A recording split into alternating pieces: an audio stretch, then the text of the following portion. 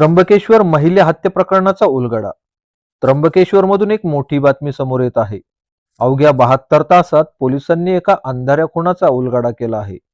एका 50 वर्षीय बेवारस महिलेची दगडाने ठेचून हत्या करण्यात आली होती. मात्र त्र्यंबकेश्वर पोलीस आणि स्थानिक गुन्हे शाखेच्या सतर्कतेमुळे नराधम आरोपी आता पोलिसांच्या विळख्यात आहे. त्र्यंबक नाशिक रस्त्यावरील संदीप हॉटेलचा परिसर. 23 डिसेंबरची ती काळ रात्र. एका निर्जन ठिकाणी 50 वर्षीय महिलेच्या रक्ताच्या थारोळ्यात पडलेला मृतदेह आढळतो. डोकं दगडाने ठेचलेलं. अंगावर कोणतीही ओळख पटवणारी वस्तू नाही. पोलिसांसमोर हे एक मोठं आव्हान होतं.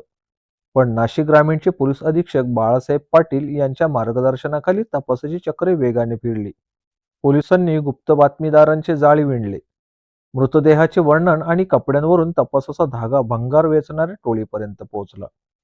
तपासात समोर आले की मयत महिला ही 52 वर्षीय झुनकाबाई वाघ होती.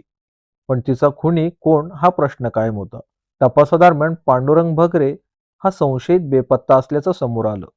पोलिसांनी त्याला ताब्यात घेतलं आणि पोलिसी खाक्या दाखवताच त्याने गुन्ह्याची कबुली दिली. धक्कादायक बाब म्हणजे दारूच्या नशेत आरोपीने झुनकाबाईंवर अतिप्रसंग करण्याचा प्रयत्न केला होता. पण झुनकाबाईंनी त्याला कडाडून विरोध केला. याच रागातून नराधम पांडुरंगने जवळच असलेला दगड त्यांच्या डोक्यात घातला आणि त्यांचा जीव घेतला.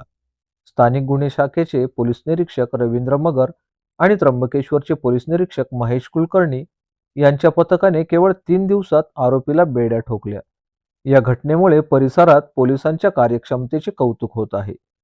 पोलिसांच्या या धडाकेबाज कामगिरीमुळे एक अंधारगूढ उकलला असून महिलांच्या सुरक्षेबाबत पुन्हा एकदा प्रश्न उपस्थित होत आहे.